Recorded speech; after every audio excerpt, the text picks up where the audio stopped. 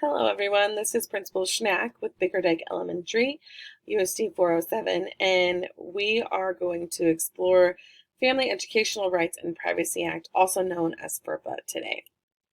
So, looking at my contents, we're just going to go over what FERPA is, some of the ins and outs of it. We're going to look at school roles, such as responsibility of the teacher and the principal. Then we'll look into the district policy of USD 407 and Bickerdike Elementary, and then we have references and questions. So let's get started. What is FERPA? FERPA is a law that protects the privacy of student records and personally identifiable information that contains that student and that is maintained by educational agencies or institutions. So parents and adult-age children have the right to request access to student records.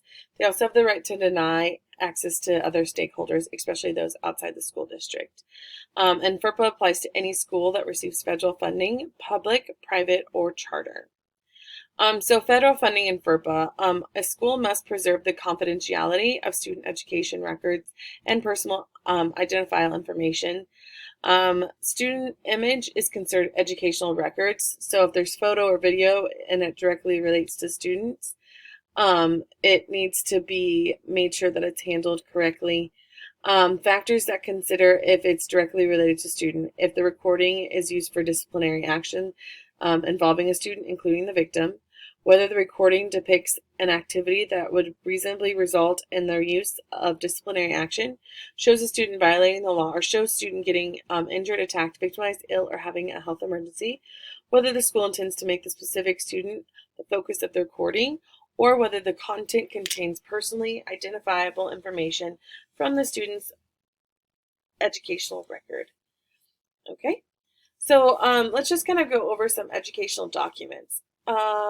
So some documents that we might be aware of are student names, anything that has student names on it, address it, parents' names or family members, personal data numbers such as student school number that is assigned to them or their social security number, personal information that can make them traceable such as school photos, specifically if you do yearbook photos or those life touch photos. And then anything that has their birth date, birthplace, or mother's maiden name. So those are just some traceable records that might go and help you find that student. And so that's why those are educational documents that we need to be aware of. So what is an educational record? If it's in blue, it's anything that has disciplinary history, such as the student record and student grades. Those are educational records. Anything in pink is no. So informal observations or a specific incident report by a school resource officer, those are not educational records. Not covered by FERPA. So the first thing is the opt-out. Families can opt out of private data information, such as surveys and directories, but they have to opt out. It is not covered by FERPA. Lawsuits. So let's say an individual wants to sue the school. They don't have the right to sue based on FERPA, and it's the U.S. Department of Education's responsibility to regulate offending schools. Number 3 is the medical records. So schools ask for physicals, but they don't get those physicals until they're handed over by the parents, and then it becomes a part of the student's educational records. So if there's something that is sitting in the doctor's office that a school does not have access to, it's not covered by FERPA, but the school doesn't have access to it, so it's not a student educational record yet. And then vendors. Some third-party vendors are not FERPA compliant, so we need to be careful of those. And that's what I have next, is that schools are responsible for what vendors do with the data. So we need to check to make sure that vendors that we choose are FERPA compliant. And again, that just kind of goes with communicating with our technology department and making sure that we're following what the district has already chosen, because 9 times out of 10, the district already has done the hard part and it all fits together. School responsibilities. Protecting student privacy is the job of teachers, schools, and district. I thought that was huge. We are there for the students ultimately, and we need to make sure that we're protecting their privacy. So teachers need to be aware of technology, security, and record requests. Not all sites are um, safe for students, and some actually ask for personal information from students, and that's a big no-no. We don't want to put in student information because we're trying to protect them. Security, just keeping all papers and digital files with student information private and secure. So that means like, not spreading that all over social media, not emailing outside sources, not leaving several copies open on the copy machine, just being cautious and aware and making sure that you're doing the best to protect your students' privacy. And then record requests. I know there's different scenarios with a student going between homes. Maybe the student's being adopted. Maybe the student's in foster care. There's so many scenarios. Just know who the legal guardian is of each student. And if you're not sure about a records request, ask the administrator, and we will get to the bottom of it. 9 times out of 10, we have to call agencies to find that answer out, and we can get that done. Who is a school official? So not all employees can look at student records, and that's important to know because we're trying to protect them, not trying to, show it to everybody in the world. And these school officials are the following: teachers, school principal, president, chancellor, board member, trustee, registrar, counselor, admissions officer, attorney, accountant, human resources, professional, informational system specialist, and support or clerical personnel. So those are people that are going to really look at those student records or keep them safe, or that need to keep them safe, and not share with everyone else. Destroying documents. This usually happens towards the end of the year, or maybe at the end of a quarter or semester.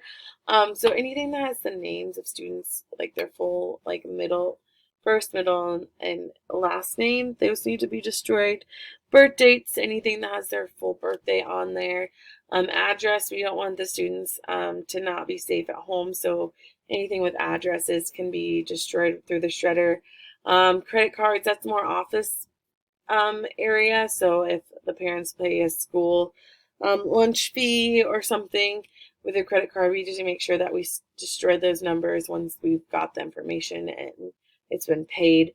Social security number, that's the only number that they get their whole life, and we know how valuable that is. So we just need to make sure that we destroy any documents to have that on there when we're done using them. And then documents containing a PIN number should be cleared. The U.S. Immigration and Customs Enforcement, so also known as ICE, I just thought this is important to put in here.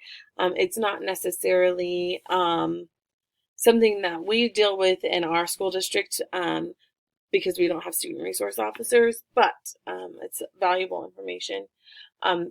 So student resource officers do not need to report undocumented students. They're not required to. If ICE personnel comes to a school office, records cannot be released until there's a legal mandate or a subpoena is presented. So again, we're just protecting the students. This is USD 407 policies and procedures. So just some things. Parents need to provide written consent to see educational records. We need to have that paper trail to know what's going on, and just kind of keep track for our own safety. Exams, physical exam from doctors become part of the student's record once it's given to the district. And then marketing. Parents need to opt out of district marketing. I guess I put marketing, but marketing such as yearbooks and fundraisers, or if we have directories, they need to opt out. We can't just say, oh, you can't do it because we a FERPA. They have to take the initiative to do that. And then data destruction. So USD 407 is responsible for preserving digital education records. Deflation of student data after a allotted time period has passed by government agencies, and then and definitely keeping digital items like transcripts. So those are some of the things that the district has to do and follow. Then we're going to get in the surveillance cameras in schools because we do have cameras in our school. Again, it's just to make sure that our students are safe. So things to understand is that video surveillance in hallway, stairway, classroom, buses, and parking lot footage does not violate the Fourth Amendment. However, bathroom footage and locker room footage, which we do not have, that would violate the Fourth Amendment. Parent access to surveillance recordings for whatever reason, if they need one. It's If a video is considered to be directly related to a student, it must be disclosed to the parent. Or so if there's multiple kids in there, it has to be um, disclosed to all those parents. Excuse me, sorry. School personnel should attempt to redact or segregate the portion of the video that pertains to each child involved. If this is not possible, all parents of all students recorded have the right to view it. It does not violate FERPA to provide copies of recordings to parents. So another thing just to be on the know. Law enforcement access to recordings.